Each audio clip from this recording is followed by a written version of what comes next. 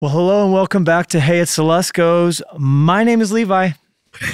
My name's Jennie. And we are your hosts today. One of us is awake. Most of us. I am awake. I just had a big yawn. You know what you need to do? Breathe a bunch of oxygen in. That's what I'm doing. Now hit yourself right here in the chest. That's not the same thing. Okay, there you go. You're awake now? Yes. Jennie, your hair looks beautiful. Oh, thank you. As we're recording this, it's the first time you've had bangs in what? Couple years. Couple? How many years? Well, maybe 2018 was when I had bangs. Okay, that was 5 years ago, 6 years ago. 2019. Amazing. They look great. Thank you. We are today really excited about this conversation because we are raving fanboy and girls of In-N-Out Burger. Oh, yes, we are. I mean, who doesn't love an In-N-Out Burger? I think there are people, but I don't know if I can trust them. Jennie, what's your order when you walk into an In-N-Out? Usually it's just a cheeseburger with no onions. Grilled onions, not the raw onions, but I like grilled onions. Yeah, very good.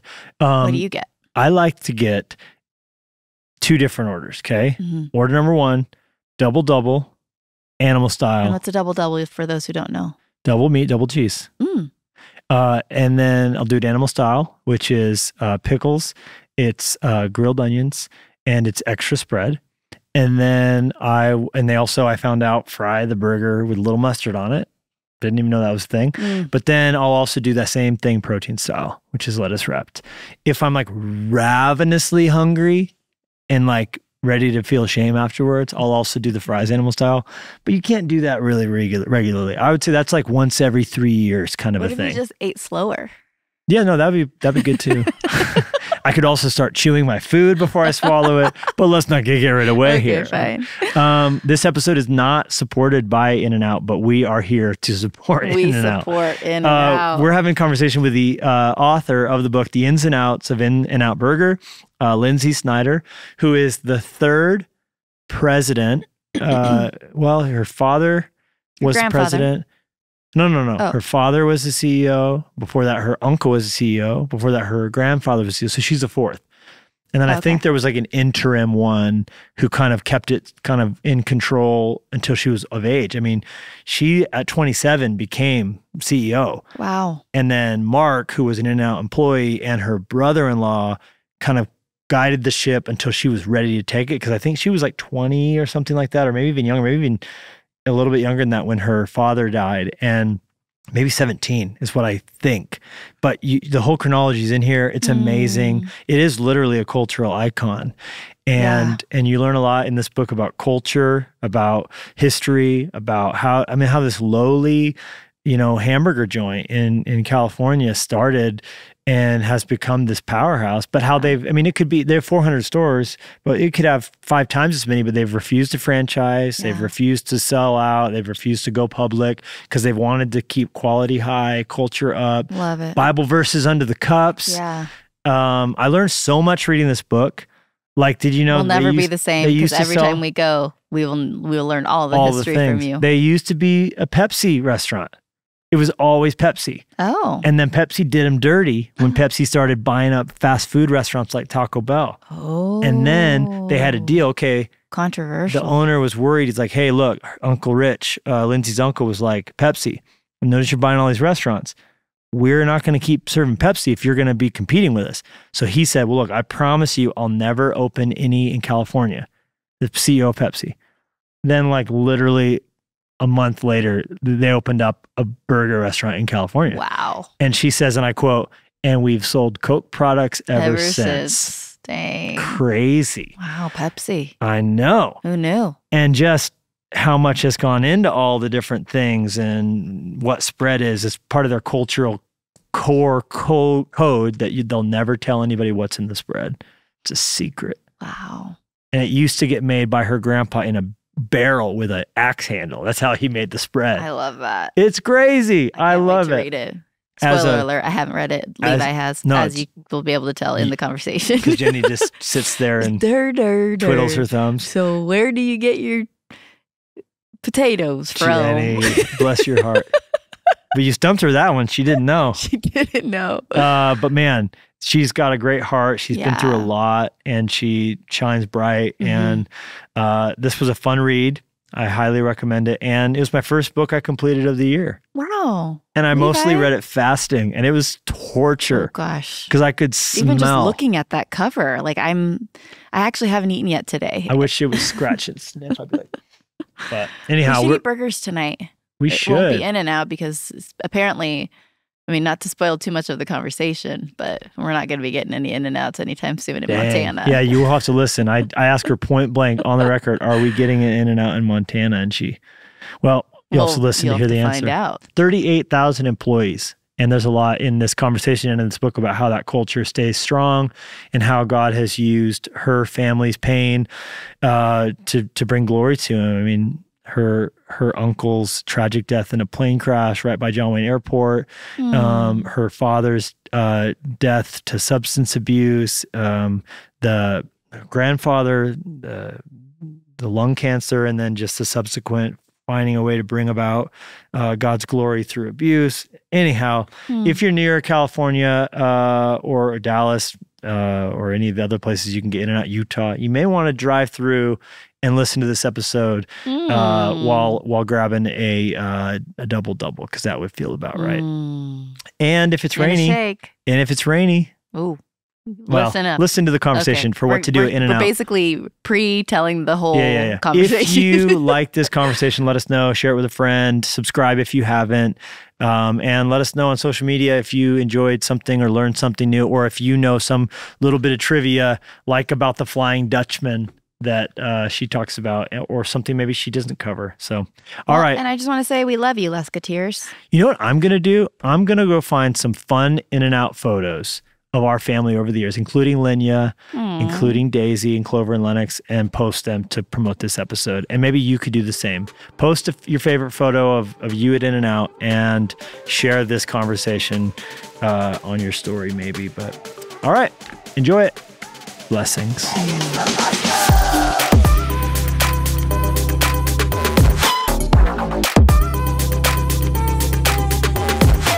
Lynsi, well, welcome to Hey, It's the Luskos. We're really glad to have you on the podcast today. Yeah, thanks for having me. So without the D, does it make it a softer Lynsi? I think it's kind of the same, but when some people see it, they'll say Lynsi. And I'm like, it's not Lynsi, it's Lynsi. Yeah. Lynsi. Yeah, that's awesome. Okay, so we have to get ready. So I have my In-N-Out Burger shirt on. For those listening, Jennie's got her paper hat on, so we are fully ready to... I don't think it's going to stay, but at least we have a little moment. We just thought we'd have to bring all the paraphernalia we could find around the house today for the conversation. We'll do this. But no, in all seriousness, we really are such big fans of your family's company, of In-N-Out Burger, of the book. I had the chance over the last few days to read this in 3 sittings. I will complain that 2 of the 3 sittings I was in a fasted state, and it was torture. I mean, they should warn you, intermittent fasting in this book may induce like temptation, because it was, oh my gosh, it was tremendously painful. But congratulations on this book. It is really, really a well-written, very powerful read. Thank you. That has to be, I would imagine, I don't know, cathartic or healing, but just how much vulnerability there was in telling your family stories and all the different things. What was that experience like for you? Yeah, I think there was like a cathartic healing piece for sure. That's it's cool that you picked that up, because there's just so many years of, other people trying to tell kind of the story, pieces of the story that were just so wrong. And, I don't mind, the family drama, whatever, being out there, as long as it's right, as long as they're getting it right.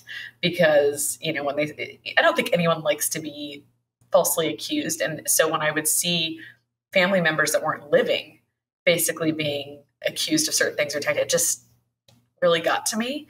And, my dad. And so being able to share, the whole story and just us have that out there for our customers. It felt good. Yeah, I'm sure it did. And,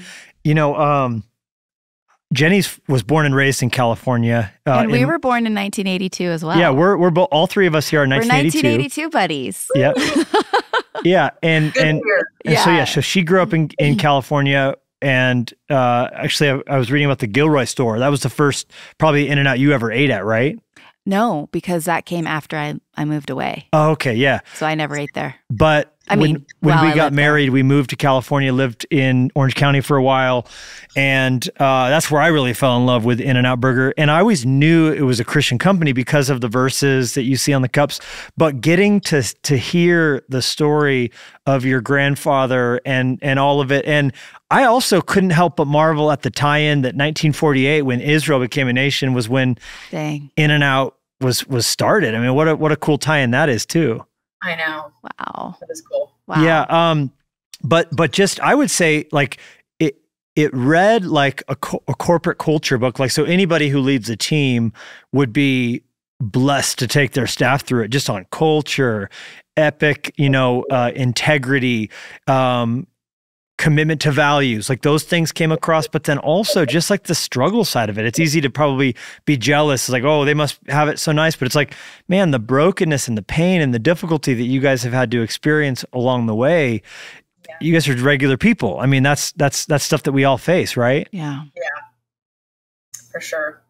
I think there are a lot of misconceptions and just kind of judgments where, people see money and, they must not have to work as hard or do this or that. And just don't understand, the struggles involved. And when you sign up with God, like signing up with God and committing to him, the attack and just everything, and Satan trying to take you down every which way. Right. Exactly. Yeah, right. Okay, and then on the nerd side, because I'm just a big nerd, I have to be completely honest with you, just the Easter eggs, and I probably will be the most annoying person to go to In-N-Out with from now on, because having read this book, I'm like armed with... Did you? No. No, I was like, how many times did I keep saying, like, my kids, I was like, you guys, there's crossed palm trees. I had no idea. Yeah. And it's funny, like, I was trying to have memories of different times when I was in the stores, and I've never noticed the cross. Please tell that story, because that came from a movie. It's a Mad, Mad World. Yeah, it's a Mad, Mad, Mad World. My grandfather loved that movie, and there's, I guess, the cross palm tree. I haven't watched it in a really long time. I've never seen it at all. Yeah, I need to rewatch it, but there's cross palms that show where the treasure is. And so, in his mind, it was like, the store is the treasure. And so, but as you're talking about 1948 and that whole connection, I had this epiphany just a couple of months ago. And I was thinking about when Jesus entered the city and they crossed the palms underneath him. And I was like, oh my God, because glory to him, we want to use our business as a platform to obviously, share the good news and little ways with those little tokens of verses on the products and stuff. And of course, when we get to share, there's different times where we get to share about our faith and kind of stand out a little. And so, but just thinking of the cross palms and then that connection, I was like, wow. Lynsi. That's beautiful. Lynsi, that preaches. Plus, gosh, the treasures under the cross. I mean, stop. So for those who are listening, every In-N-Out store where palm trees will grow has 2 Mexican palm trees that at the 10-foot mark get crossed. Now, if you're listening to this, you won't get this, but on the back of the shirt I'm wearing, there's actually... Yeah. Can you see them? Oh, yeah. Yep. There are 2 crossed palm trees. So I'm reading the book and I get to that part and I'm like, no. So I Google In-N-Out store and I go to photos and I'm like, yes. And it's like, I'll never be able to not see them again. And the fact that there's treasure under crossed palm trees, but like you're saying, Hosanna, John 12, Hosanna, and under the palm cross, I mean, just like, I can't get to Easter fast enough to preach that, Lynsi. Come on. I'm telling you right now. That's fun. Then also like, I didn't realize like, that I mean, I always knew the drinks had a verse under them, John 3:16. I didn't realize in Christmas time it changes to Isaiah 9, and then under the fry there's this, and the double has a different verse. I mean, it's just, I was like a kid in a candy store. It's like, you know, when you go to Disneyland and you look for hidden Mickey Mouses or whatever. I'm going to be like that, and I can't wait till I can go to In-N-Out again to kind of look through some of these things. Soon and very soon. Have you heard that a lot? As you've, I mean, I'm not. When did this book even come out? In October. It was right before our anniversary. Okay, well, congratulations. Wow. It was a fun book. I couldn't put it down fast enough. Oh, the other thing that was nerding me out was kids get free hot cocos if it's raining at Disneyland if they're under 12. I mean, at In-N-Out if they're under 12. I didn't know there was hot cocoa. That's amazing. Yeah. So that was cool because, you know, I'm all about keeping it, you know, original and not adding things on it. But I saw a photo. I think it was at our Internet University. I saw a photo and I saw on the menu, I saw hot chocolate. I was like, excuse me, can someone explain this? And they're like, oh yeah. A few people were able to talk about it and said, yeah, we had it at this time and then it went away. And then I'm like, you're kidding me. Like, how did I not know about this? And so, you know, it was before my time, but I thought, man, we should bring it back. And wouldn't it be cool to, you know, give kids hot cocoa on a rainy day and just kind of put that out there? So it's one of those things that just kind of spreads, you know? And so, yeah, and it's Ghirardelli hot chocolate. So it's Stop. Good. Dang. Ghirardelli. So when did you bring the hot cocoa back? You're like Justin Timberlake. Bring the hot cocoa back. Gosh, it was a few years ago. I don't remember if it was 3-4 years ago, but yeah. And does that also count on a snowy day? Or because like, how far in does you're in Salt Lake City. You're in Denver now. I was in Colorado Springs the day that store opened. Yeah. I'll tell you, the line went for like a mile of cars going into the Colorado Springs one. Lynsi, we do have to also talk because I understand that Club 48 retreats have taken place in Montana for years. You had a photo of a bunch of the executives in Montana. When can we expect the love of the glory of God coming upon us? Because I will say, Kalispell, Montana, where we live, is where the first Chick-fil-A in the whole state opened. So we got 5 years ago, double palm trees crossed that we're going to be the first In-N-Out burger in the state as well. Don't hold your breath. Oh. She says, don't hold your breath. Well, at least you're honest. I mean, I do appreciate the level of transparency. That being said, you just stuck a knife deep into my breast and turned it right this. We're your biggest fans. Where else could you go in Montana first? I mean, in all honesty, we can't reach Montana with our warehouses. So wow, that's the reason. Montana is unreachable. Unreachable. It's an unreached people group. we don't compromise our freshness and our quality. Well, that's good. That's good. Explain that rule, because that does go back to your core values. As much as it does break my heart, you won't open a store. Help us see that.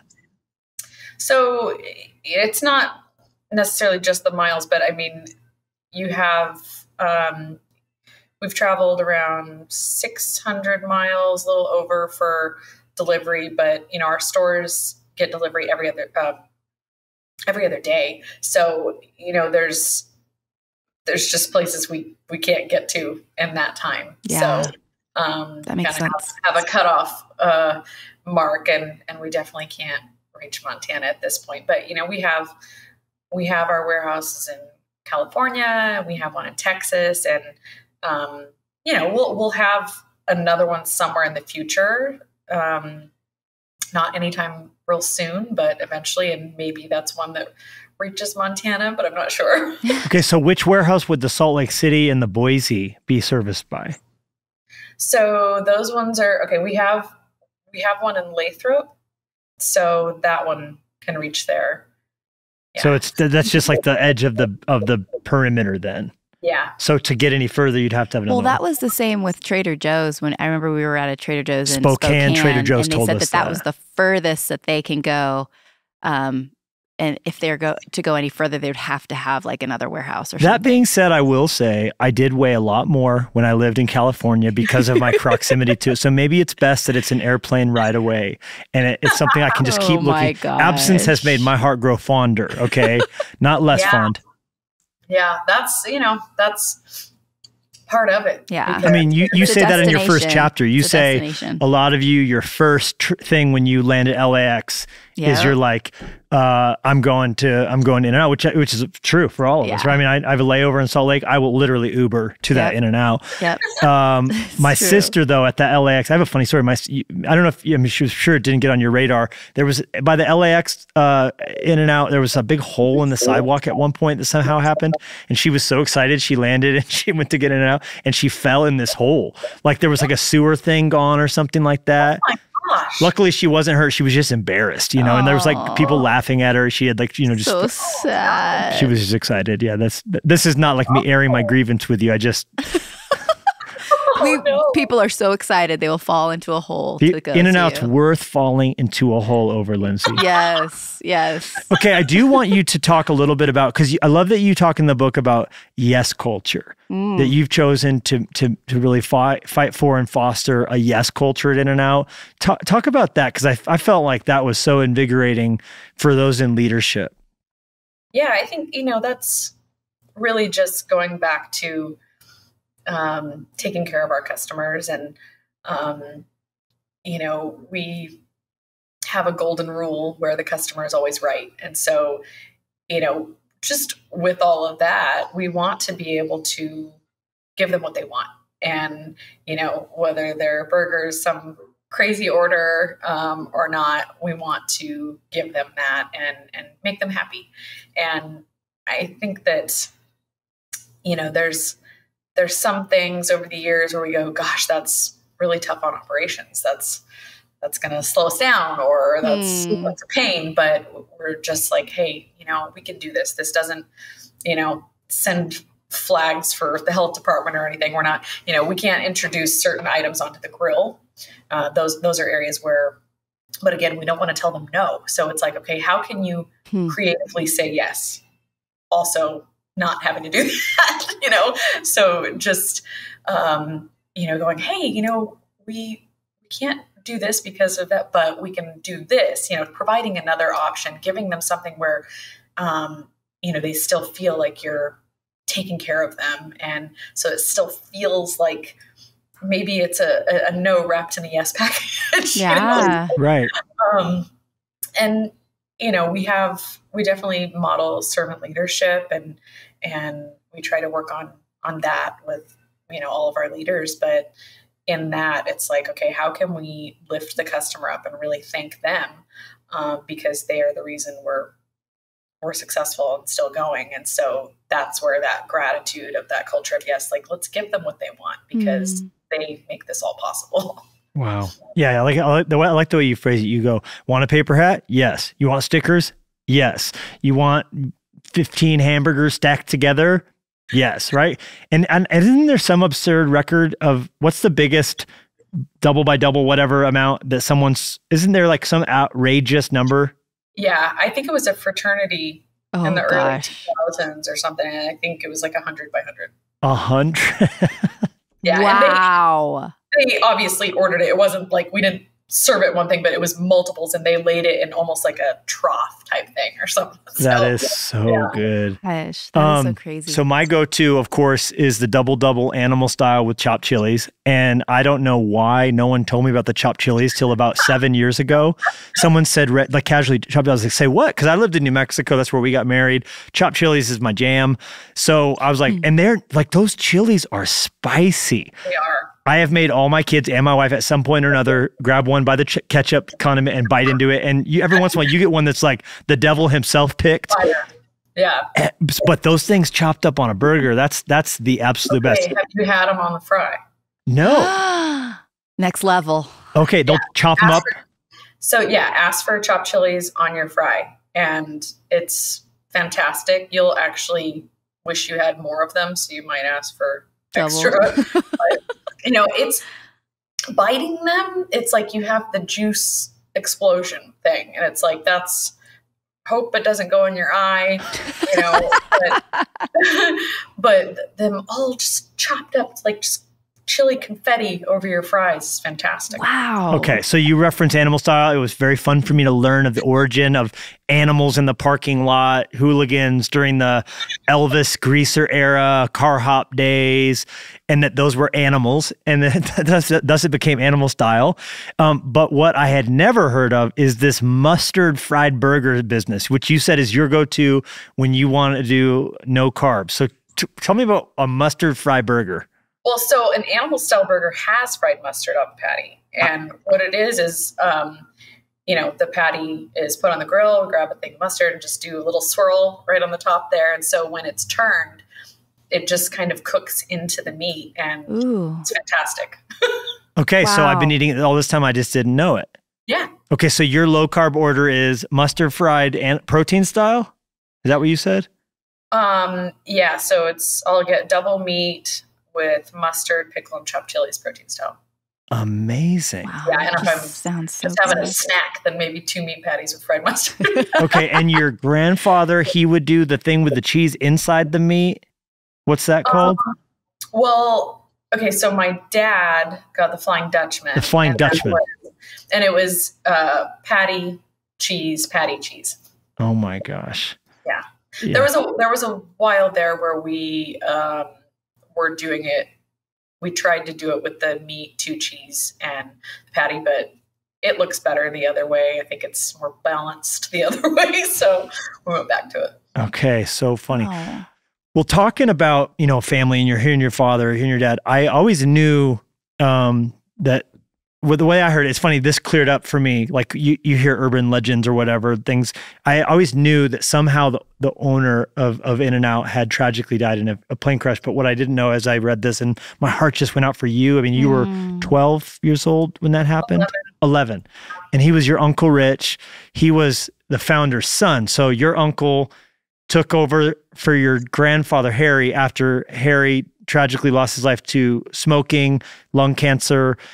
And then you were at such a young age when this all happened, and you were talking about you at the dance recital and your dad and uncle hugging, and just such an intense thing. And then what your father went through with leading the company after that, and picking up in the aftermath of that and coming into his own, but then tragically losing his life to that addiction, substance abuse, and then just watching those ashes set the foundation for you to rise up like a phoenix at such a young age and take the reins of the company that your family built in the midst of such turbulence. And I couldn't help have just my heart go out to you and being so proud of you, watching you rise up and lead the company into the future in the midst of such personal grief and difficulty as well. Wow.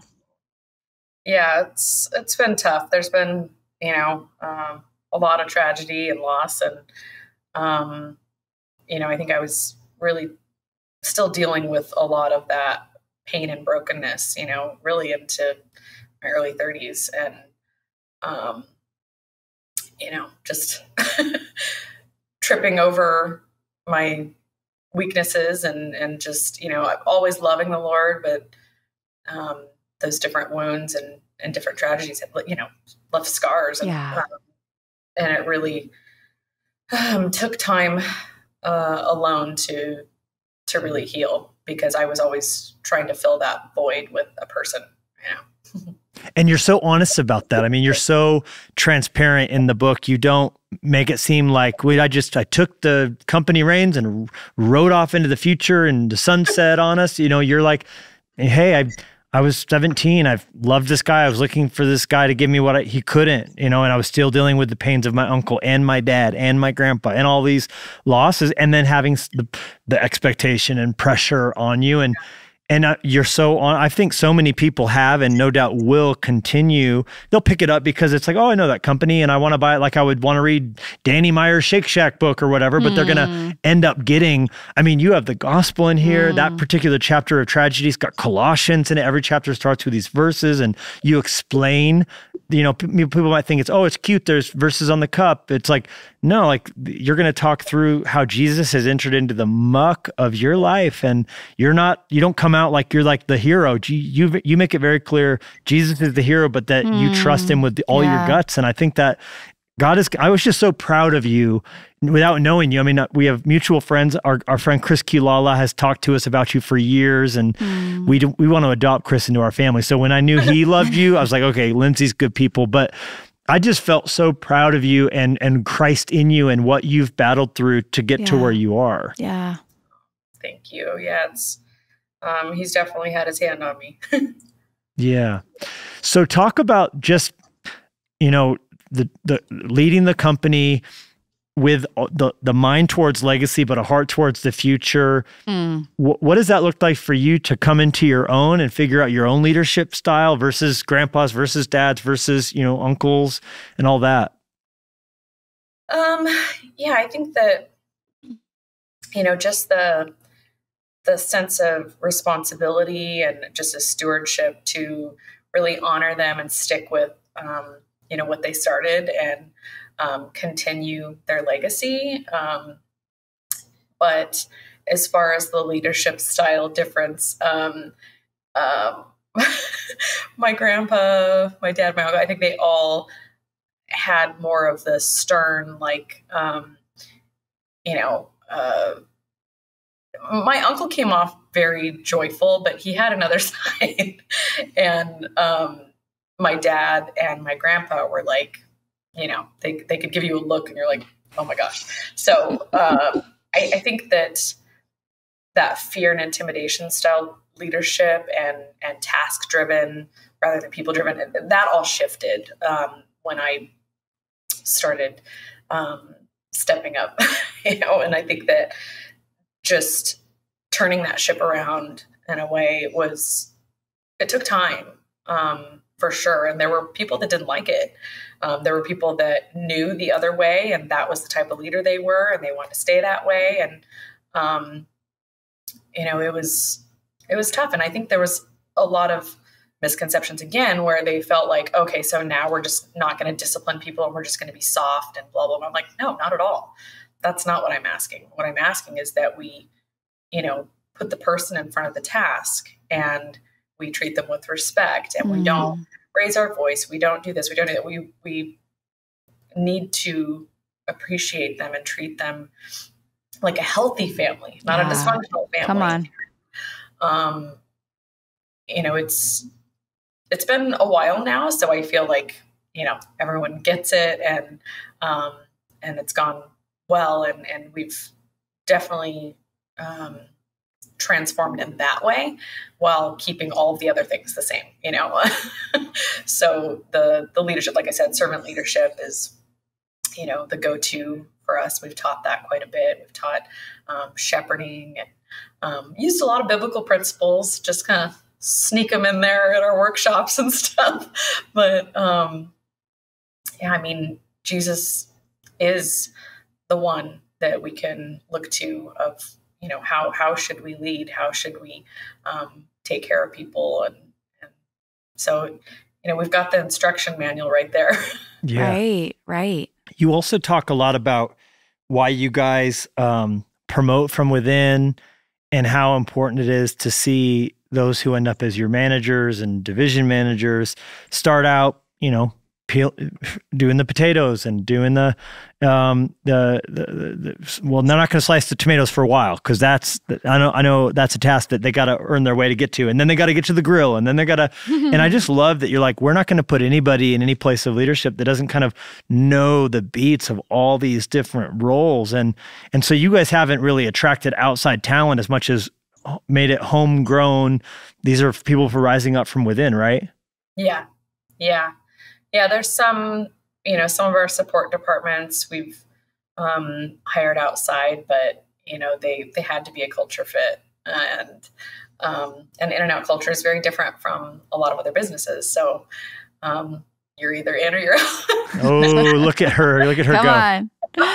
Good. That's so funny. When I was a youth pastor, Jennie and I had just got married, I did a discipleship thing with our students, and I called it in and out purity. God wants to work in our hearts before it works out in our lives, because anything out to in never works. It always has to start there. Yeah. So my love goes long. I've been preaching cheesy analogies based on your family's business for a very long time. But that really is so important, because I think sometimes we're tempted to look at talent in other companies and go, oh, I want someone that's as good as that. It's someone as good as that. But you're saying, like, for the most part, we've raised up and grown them ourselves, as opposed to wanting to poach, someone who's a rock star in an industry. So how did that even match to your own process? Because I do love the chapter where you talk about the anonymity of you getting a job at one of the stores without anybody around knowing who you are. It's like kind of like you were like Aladdin. No one knew who you were. You're like Jasmine who left the palace, and right? It was at the store near Redding, California. Say that. Wow. That's so crazy to say that, because fun fact. Remember Facebook used to do, they probably still do, but I'm not on there as much. They used to do those like tests, like what Disney princess would you be? Oh, yes. What 80s song would be your theme song? Way back when I did that, and mine was Jasmine. Well, you are like Jasmine, because when she snuck out of the palace to hang out with Aladdin and she was undercover. Abu, was that the monkey? You did that. You got a job at one of the stores. You said you went to the interviews. You like didn't stand on your family name. No one who you were working alongside, and you like learned all the stations as a street rat. No one knew who you were, right? Wow. I got into a car accident the day of my interview too, on the way. Yeah. You didn't tell that story. No, I know. It's kind of funny. So, I lived in Shingletown, which you probably never heard of, because it's only in your book. Yeah, it's like northeast of Redding. So it's tiny town. But I'm coming from Shingletown to go to Redding, and remember when the bus started having the stop sign that would like kind of pop out? Yeah. Okay, so that was new at the time, and and boom, there it is. So I'm like, oh shoot. So I stopped. Well, I had stopped like basically where the sign was versus in front of the bus. So my boyfriend, then fiance, then husband, then divorced at the time, said, "You're supposed to stop back there," and I was like, "What?" He's like, "You're not supposed to stop here. You're supposed to stop back there." And I was like, fine. So I throw it in reverse and step on it. And the mirror, my mom drove it. It was a Cherokee Jeep. My mom had been driving it. And so she had the mirror adjusted. So I didn't move the rear mirror. So I didn't see the car that was right behind me. Oh my God. So I threw it in reverse and punched it and slammed into this car. And it turns out he was like maybe drunk. I don't know, but he was raging. He was so mad. Oh, and, gosh. The tow hitch had put like a dent in his bumper. So, I got yelled at by him, and I'm like, oh my God, I gotta get to my interview. So yeah, that was not great, but I made it. Gosh. I made it on time. But you what was the reasoning behind kind of being undercover and getting a job that way? I think I wanted to be treated normal, and I knew, I hadn't really experienced it at that point, but I knew that, if people knew who I was, then I'm sure things would be different. Right. So, right. It was great. I went about a month until people started figuring it out. And I was only working there for the summer because it was like 45 minutes from my home and my school. So, but it was a great experience. And the fact that I was at the store when it was opening, was brand new. I took the first customer. It was really cool. Wow. What an experience. And now to run as CEO and owner of the company, to have literally worked at that level. I mean, you talked about how you had to overcome your fear of touching tomatoes because they were slimy and gross. And I was like, every kid can relate to that. But like, you knew every different area from the inside out, and what a different face that you now can relate as the number one, leader to the person who's at any position. It's like, no, I've been there. I've cleaned the bathrooms. I've done those things. I've done all the jobs. And you probably are way more qualified from even just that experience. And I would have to imagine you think fondly back to that much less pressure, just figuring it out. You said there's a joyfulness to you, getting confidence, and that's it's so scriptural too. Like Jesus said, he is great who is serves, and all those things that you're leading now across almost 400 stores. 401. You did it. You made it. Yeah. What did you guys do for the 400th? So it was Idaho, and it was really cool. You know, we originally were going to have a skydiver come down with the American flag, and as one would, of course, yes. Yeah. Well, it didn't work out because there was high tension wires, and they're like, we can't jump there. And I was like, ugh. I'm like, okay, how can we make this cool? How can we make it special? And sadly, my brother-in-law just passed away in November, and so sorry. You know, he wanted to have a foundation of ministry called His Eyes, because he had such a passion for homeless and people on drugs who were homeless, and he would just go up to them and just talk to them and witness to them and love them. And so his whole thing was, I don't see them the way other people do. I see them through His eyes. And I want other people to do that, to see their potential and how loved they are and special. And so, so we were really motivated to, you know, start that foundation, because we have our children's foundation, the Internet Burger Foundation. We have Slave to Nothing, focusing on human trafficking and substance abuse. And so now, you know, we have to file for the 501c3 and all that, but we're going to start His Eyes in honor of him. And so I thought at Store 400, what if we had 400 care packs to give to one of the, you know, local places that takes care of people. And so that was what we did. So we had 400 packs. And then that's also launching that we're going to have these care packs in all of our stores eventually, and be able to, you know, give them to a homeless person, and then just order another one with delivery so that we can, you know, give them out. That's beautiful. Gosh. Wow, Lynsi, that's incredible. That is really That's great. beautiful. So Store 400 was your first store in Idaho, or okay? Yeah. And and I don't know this. I haven't gotten to read the book yet. Levi was hogging it. Just kidding. Okay. No, but are your potatoes from Idaho? No, they're Bermuda potatoes, but they're not actually Bermuda potatoes. They're yellow. Sorry, I should and just they ask provide him. the perfect sugar to caramelize on when they're grilled, right? Oh, look at you. Golly. What do you want to know? Okay. I am a Washington. I'm telling you, no one's going to enjoy. I actually thought of it. I was like, I would love to work at In-N-Out. No one's going to enjoy going to In-N-Out with me from now on, because I'm going to be like that guy who's like nerdy with the information. Did you know, kids? Please. Bermuda. But Olivia, our oldest, is 18, and I do want to let you ask that question, but she is my In-N-Out girl. Like, well, they all are. I mean, we have a little girl in heaven named Linya who went home to be with Jesus at 5, and she loved the In-N-Out. We would always go to the one next to UC Irvine, and she would get patties with just patties and ketchup. And but Olivia was freaking out because I told her, did you know you can order a root beer float? Because she loves root beer float. And it was not on the menu, but you can order a root beer and they'll put ice cream in it. But yeah, it's just so special. But please ask your potato question. Oh, well, you answered it for me. Probably not very well. The potatoes are not from Idaho. So going to Idaho wasn't Where like do going they to come the from? Where do the potatoes come from?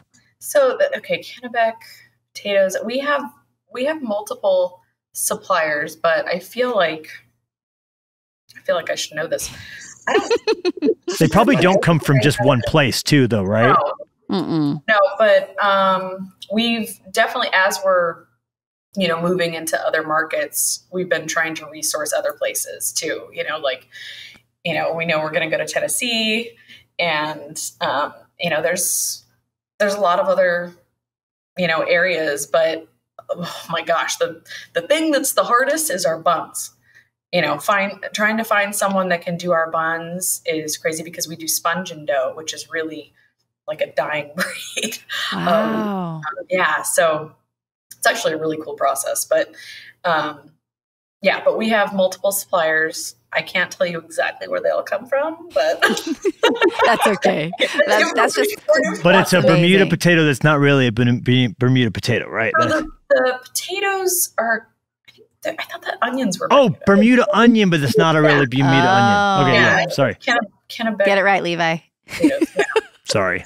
Yeah. Sorry. Wow. Okay. So where's? Can you say where the next store is coming up? Did you said Tennessee, but They announced New Mexico. I saw that. Mm-hmm. oh, Yeah, right. That's right. That's the one. I was Albuquerque thinking is of. where our family lives, my family. So I'm very excited. We get there a lot. And what you announced 2025, it's opening in New Mexico. yes. I think. Yeah, I think 2027. there's. I can tell you the next 3 states. Okay, let's hear it. Hmm. So we're gonna cross into Washington State, in the next few years, and then also New Mexico and Tennessee. So Woo. Yeah, that makes sense. Wow. Nashville's growing like crazy. And that's kind of Dallas. Dallas was a big move too when you guys opened up in Texas. yeah, that was a big move. And the thing that was crazy was Whataburger. I don't want to slam it. No, we're going to resist the urge, even though right now all the Texans know what's coming, because all of us who are not Texans do not understand Whataburger. The toast with the gravy, it's the mustard on the, it's very bizarre, but the Texan allegiance Texan loves to it. Whataburger runs deep. I've got a Texan off camera who's freaking out over here. Yeah, it's strong. And so, that was unusual. I don't think we'll have that as much in Tennessee because they haven't had. I think they maybe just got a Whataburger. They're probably more into like Bojangles, or whatever. Yeah, and Waffle House. I've actually never had Waffle House. I feel like Yeah, well, you don't want to get an STD. I mean, that's really what you get most of the time. I'm joking. Wow, Levi Lusko. You took it there. I'm sorry. Or low grade meth. Those are the things. Really? But bless its heart, it's a Southern staple. Yeah. It's an icon. It's probably more like Chick-fil-A in the South. That would be the In-N-Out. What about White Castle?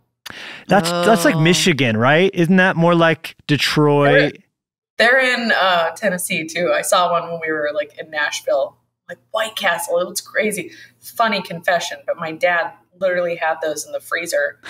And I remember eating them as a kid. It was like, why does it feel like soggy? Yeah, that's funny. Your dad would do that. That feels like infidelity a little bit to me to have the owner of In-N-Out eating White Castle. It feels very off brand.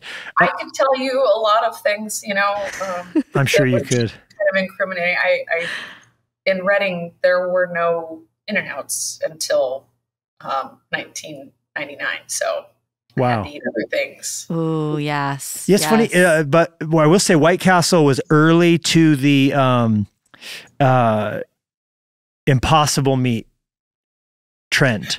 And we were on a fast where we weren't eating any meat for a while, and we were in Vegas of all things. It's a random story. I was doing the chapels for Manny Pacquiao's fights, and we were fasting. Vegas is a weird place to be in when you're fasting because you're like, it feels like you're in Babylon. It's like, please have someone help me find a vegetable burger or a carrot stick, and it's like Caesar's Palace is like, yeah, I don't know what to tell you, buddy. All right, so if you can't get that here, but we found someone said White Castle, so we found a White Castle on the Strip, and sure enough, we were able to order Impossible patties with no buns. And we were able to eat something. So that was nice. Don't you think that's almost like toxic? Of course. It's probably not good to eat during at that point. But we're like, you know what? Earth Cafe. There's an Earth Cafe in Vegas, and they have like amazing like juices and drinks. They're fantastic. Oh, all right. Next time we're fasting in Vegas, we're gonna go Earth Cafe. Yeah, In-N-Out doesn't do a vegetarian meat. Have you guys ever considered it? No.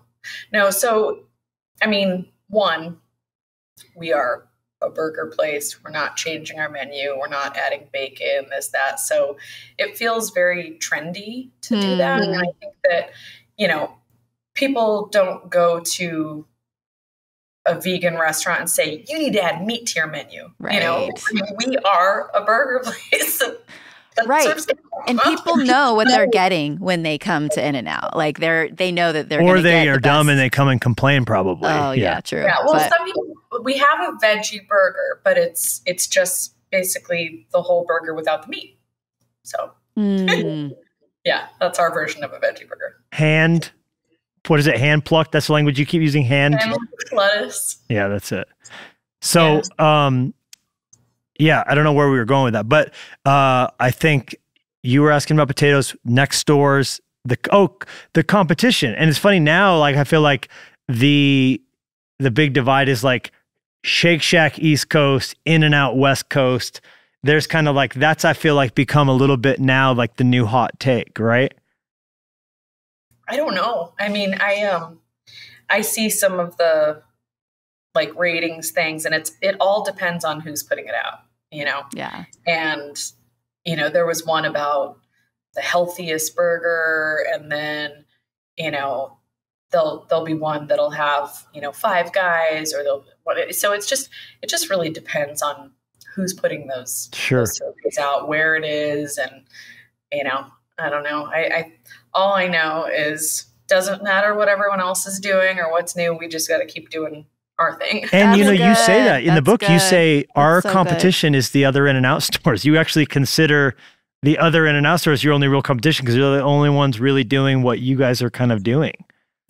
Yeah, just need to be our best. Very good. That's okay, amazing. I want to talk a little bit about the foundation. You brought it up. I think it's so beautiful. We believe strongly in redemption. You know, our little girl gave her cataracts, her lenses to see other people receive sight through an organ transplant of her corneas. We were able to, when our book came out, raise money for to fund those transplants. You, in the book, all the profits from this book, you are putting back into a cause so near to your heart. You referred to it a moment ago, but I also got the sense as I read it, it's not just because you love these causes. It's also in some way a little bit of spiritual payback to the enemy for what your family's faced, that you guys have picked the certain causes that you have. Is that right? Yeah. I mean, my uncle, you know, finally had the realization that he was abused as a child, as well as, you know, my dad already knew, but I think my uncle really was kind of functioning in denial, and my dad carried the pain and kind of got the worst of it. So, you know, that's how the Children's Foundation, the In-N-Out Burger Foundation, started.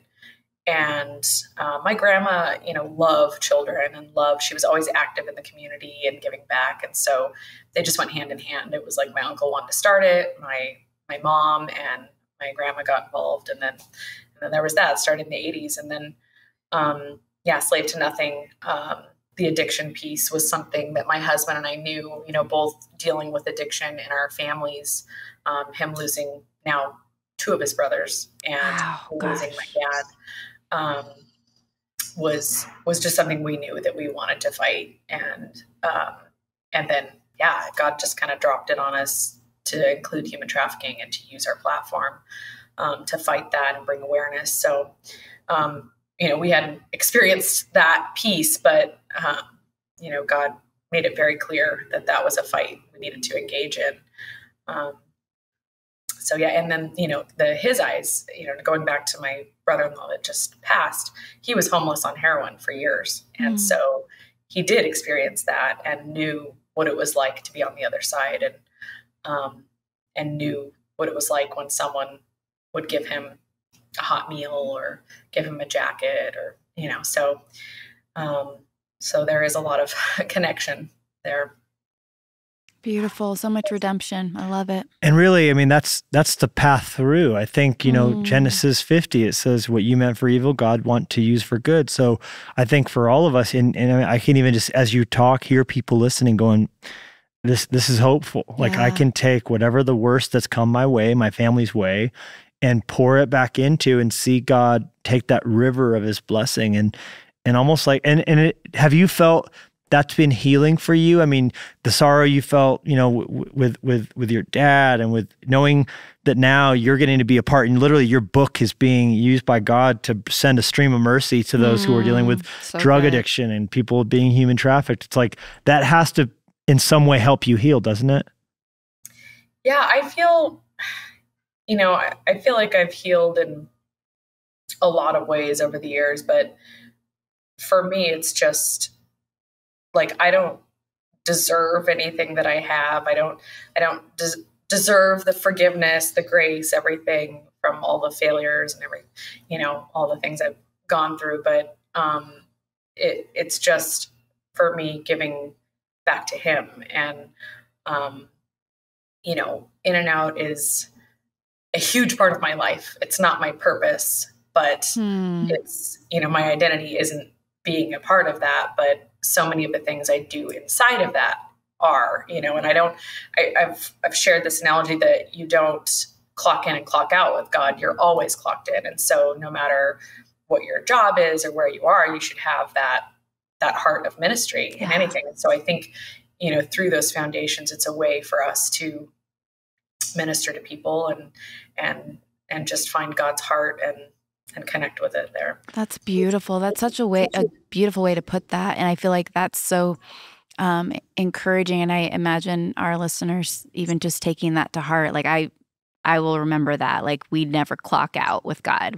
We're always clocked in. So whatever we do, whether in word, whether in deed, it's all for the glory of God. And so how are we stewarding what God's allowed us to carry? How are we stewarding what God's doing in our lives and through us? And that's beautiful. And you're living it out, which is so encouraging. Yeah. It's all him. Yeah. And what you just said is so powerful. I hope people don't miss that. In and Out's not my purpose. Yeah. In and Out's not my identity. But through In and Out, many different things allow me to fulfill my calling, that's such a big thing, because who we are is not what we do, but what we do gives us a chance to do what we are called to do, which is to glorify God. Yeah. And so I think when we realize that's our purpose, then it takes the pressure off, then we can enjoy it, then we can show up with a smile, whether it's peeling potatoes or whether it's, opening our 400th store. We can all just be faithful in what we've been called to do. And to the degree we separate our identity from, whatever God allows us to touch or have or be around, that's just such a freeing and powerful thought. How did that revelation come to you? I don't know. I think I just learned, I guess, over the years in ministry and just his redemption that my life, I don't want to waste any time. Yeah. Satan already took enough in different years. And,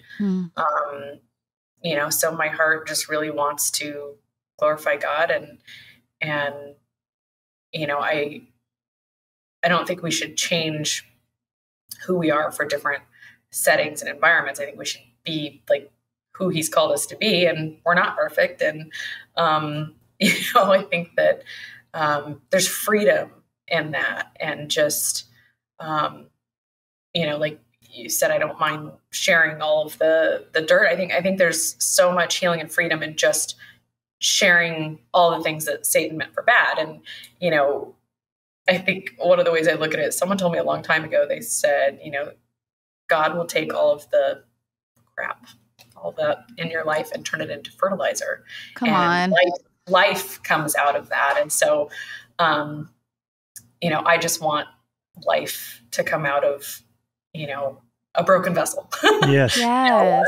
And know that if God can use me, God can use anyone. And that there is hope no matter what someone's gone through. And I think for my story, I want to reach a lot of the Christians that have screwed up, because I felt for a long time like I put condemnation on myself, because there's people that came from darkness and became Christians and could look at those days in the darkness and go, oh gosh, the things I did then. But for me, I'm like, I basically always knew Jesus and still screwed up and did terrible things and hurt people and hurt myself.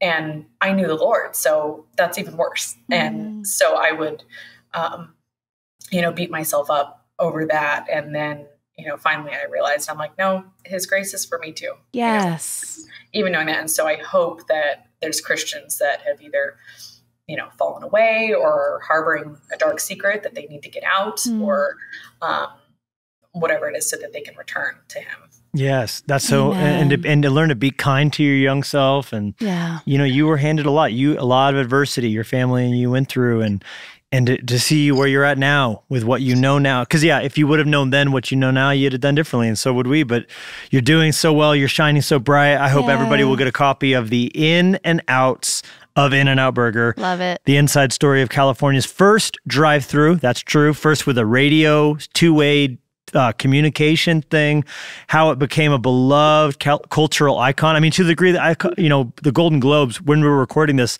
were just the other day. I saw on Instagram, Paul Giamatti brought his Golden Globe into In-N-Out afterwards. At the after party was him in his tuxedo, his whole family, plunked down the Golden Globe on the table. I'm sure that happens a lot after like the Grammys and that kind of stuff, right? It is really cool to see people dressed up with In-N-Out. There's something about it, because I've seen a lot of the Grammy parties, those different, Hollywood awards things where they have In-N-Out after, and weddings too. We actually had In-N-Out at our wedding, and beautiful wedding, plated, pretty tables, and then boom, In-N-Out. And the truck pulls up, the semi-truck pulls up. I'm glad you guys cracked the code on the fries too, because for a while the truck couldn't do the fries, right? Right. And you did get the lid on there. That's always how they did it. Well, I'm not comparing us to the Grammys, but when we are in Southern California for the Harvest Crusades with Pastor Greg Laurie, we have a tradition of always going to In-N-Out after, and it's just always so sweet. Your family paid for the first Harvest Crusade ever, the Angel Stadium. Was that your grandfather or your uncle? My uncle. Wow. So the way I've heard the story, you can correct me if I'm wrong, Greg Laurie told it that your Uncle Rich paid for the bill for Angel Stadium to be rented the first time because they couldn't afford it. And he told Greg, as long as I'm alive, you cannot tell anybody I did this. And so Greg only now tells the story because your uncle's in heaven. Yeah, that's cool. Wow. Yeah, I think so. Goodness gracious. How many thousands and hundreds of thousands of people have come to Christ at the Harvest Crusades? Yes, that's beautiful. Another cool story. I don't know if you know Raul Reese, but my uncle actually helped him pick out the location for the church that he has now in Diamond Bar. And these are things I didn't find out until after he was gone. Wow. But that's beautiful. It's kind of cool because I ended up connecting with, his grandkids went to school with my kids. And so I met them and his daughter-in-law, and then became friends with his sons, and then met him, and then found out the whole story. I was like, what? Wow. Wow. Sarah, Lynsi, we've enjoyed every minute with you. I hope next time the Club 48 makes its way to Montana, whether it's for the opening of a restaurant or not, that you'll look us up. We'll get hopefully hang out with you in person. Yes. Congratulations on this book. I commend it to those who lead teams or in ministry. This would be a great read, or just if you like geeking out on corporate culture, it's got all of that and more, but it'll enrich your heart as well. We've enjoyed our time with you. Really, really, really appreciate you coming on the show today. Thank you so much, Lynsi. Thank you. Thank you for having me. You guys are awesome. Thank you so much for listening. Be sure to swing by LeviLusko.com and JennieLusko.com to see what's going on in our world. And make sure to subscribe so you don't miss a single episode. And in the meantime, we would love to connect with you on social media. Jennie and Levi Lusko out.